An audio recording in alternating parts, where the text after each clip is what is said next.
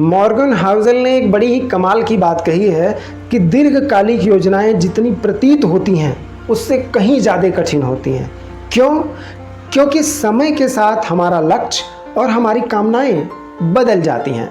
नमस्कार दोस्तों, आप सभी लोगों का बुक चंद्रोदय चैनल पर हार्दिक स्वागत करता हूं। दोस्तों, आप पैसे या धन संपत्ति संबंधित चीज़ों को लेकर के जो लक्ष्य बनाए हैं उसे आप पाना चाहते हैं?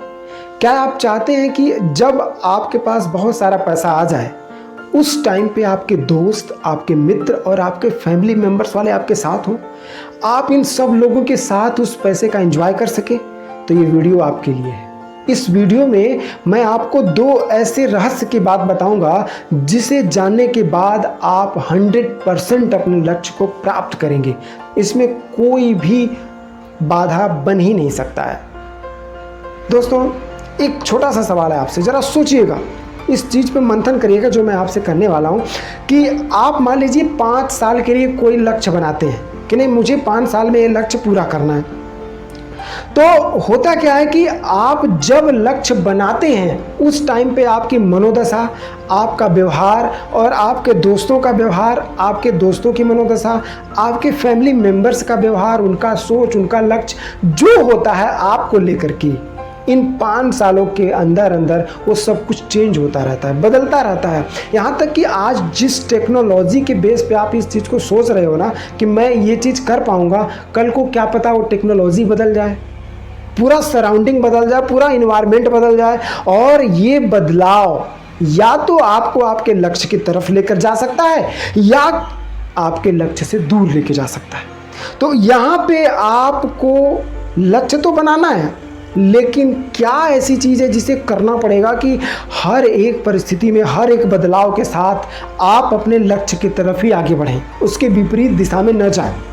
दोस्तों, इस बात को हम एक उदाहरण से समझने की कोशिश करते हैं। जैसे आप किसी 5 साल के छोटे से बच्चे से पूछिए कि तुम बड़ा होकर क्या बनना चाहोगे, तो बच्चा यदि गांव से बिलोंग करता है तो वो ये कह सकता है कि मैं बड़ा होकर ट्रैक्टर का ड्राइवर बनना चाहूँगा। आप बोलेंगे क्यों?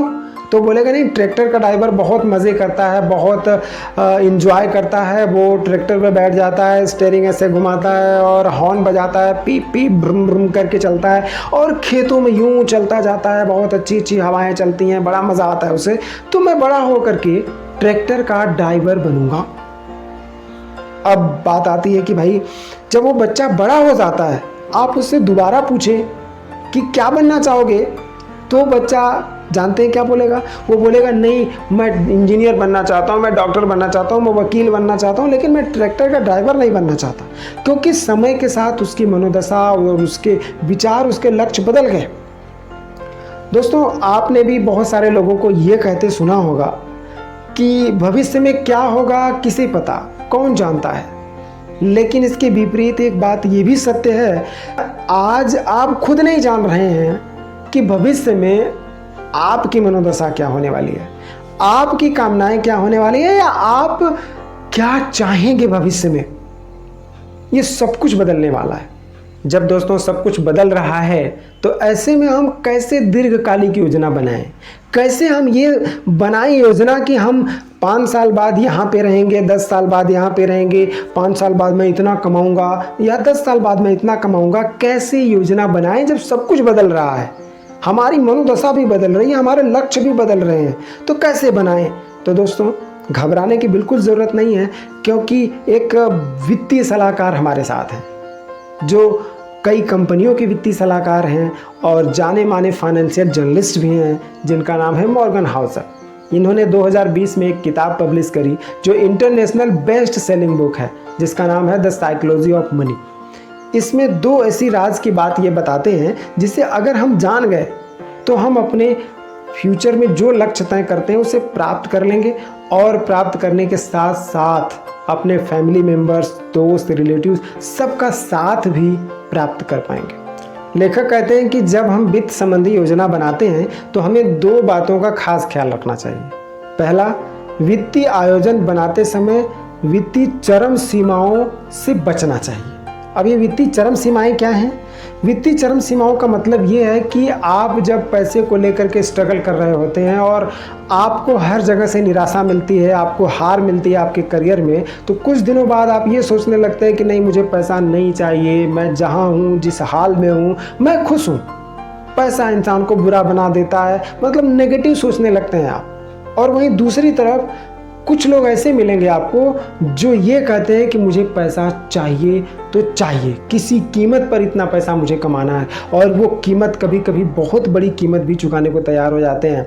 जैसे वो अपने दोस्तों को इस कीमत के बदले चुका देते हैं, कभी फैमिली मेम्बर्स को, कभी रिलेटिव्स को। इन सब को दांव पे लगाने के बावजूद वो पैसा कमाते रहते हैं और आखिर में वो पैसा कमाने में सफल भी हो जाते हैं। आपने कई ऐसे उद्यमियों का नाम सुना होगा, करोड़पति, अरबपति, मिलियनियर हैं, जो लास्ट में जाकर सुसाइड अटेम्प्ट कर लेते हैं। क्यों? क्योंकि जब उन्होंने पैसा कमा लिया ना, इतना सारा पैसा उनके पास हो गया, तो उनके पास उनका कोई दोस्त नहीं, उनका कोई फैमिली मेम्बर्स नहीं जिनके साथ उन पैसे का एंजॉय कर सके। तो इन दोनों सीमाओं से बचना चाहिए। लेखक हमें इस बारे में सावधान करना चाहते हैं। और दूसरी बात जो लेखक हमें बताना चाहते हैं दोस्तों, वो दूसरी बात ये है कि हमें अपनी भावनाओं को बदलने को भी स्वीकार करना चाहिए कि समय के साथ हमारी भावनाएं बदलती हैं, हमारे विचार बदलते हैं, इसे हमें स्वीकार करना चाहिए। जैसे मान लीजिए कि जब आप पैसा खूब कमा लेंगे ना, ढेर सारा पैसा हो जाएगा आपके पास, आपने देखा होगा लोगों को भी, तो वो बदल जाते हैं, उनके विचार बदल जाते हैं, उनकी भावनाएं बदल जाती हैं, उनकी सोच बदल जाती है, उनका लोगों के साथ जो बिहेवियर होता है ना, वो भी बदल जाता है। तो लेखक कहते हैं कि जब आप इस चीज़ को जानते रहेंगे कि नहीं, पैसा आने के बाद ऐसा होता है, बदलाहट आती है, तो आप इस चीज़ को जब समझेंगे ना, तो आप किसी का बुरा नहीं करेंगे, किसी का अमंगल नहीं करेंगे। जो आपसे गरीब होगा या जिस स्थिति में आज आप कई सालों पहले थे, उस स्थिति वाले से अगर आपकी मुलाकात होगी तो आप उस चीज़ को अपने से रिलेट कर पाएंगे और सबका मंगल हो, सबका कल्याण हो, ऐसी भावना आपके अंदर रहेगी। आप सोचेंगे, आप कभी नहीं सोचेंगे कि नहीं, किसी का मेरे द्वारा अमंगल हो, किसी का मेरे द्वारा अहित हो। आप सबसे प्रेम करेंगे, सबके प्रति आपके अंदर करुणा भाव रहेगा। इस वीडियो का कंक्लूजन यही है दोस्तों कि हमें दो बातों का विशेष ध्यान रखना है जब हम धन संपत्ति संबंधित योजना बनाते हैं। पहला कि हमें वित्तीय सीमाओं से बचना चाहिए, और दूसरा हमें ये स्वीकार करना चाहिए कि समय के साथ हमारी भावनाएं, हमारे विचार बदलते हैं। जब इन दो चीज़ों को हम अच्छे से समझते हैं और इसे अपने पूरे जीवन भर याद रखते हैं, तो हम वित्त संबंधित योजना में सफल हो जाते हैं और अपने पूरे फैमिली मेम्बर्स के साथ, अपने रिलेटिव्स के साथ उस धन संपत्ति को एंजॉय करते हैं।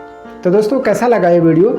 आप हमें कमेंट करके बताइएगा, क्योंकि आपके कमेंट का हमें इंतज़ार रहता है। और अगर अच्छा लगा हो तो प्लीज़ लाइक करिएगा, शेयर करिएगा, और अभी तक अगर चैनल को सब्सक्राइब नहीं किए हैं तो प्लीज़ सब्सक्राइब कर लीजिए। बेल आइकन के ऑल पे क्लिक कर लीजिए, ताकि जब भी मैं ऐसे ही वैल्यूएबल वीडियोज़ अपलोड करूँ तो आप तक उसका नोटिफिकेशन सबसे पहले पहुँचे। तो दोस्तों, आज की इस वीडियो में बस इतना ही। Thanks for watching this video and giving your valuable time.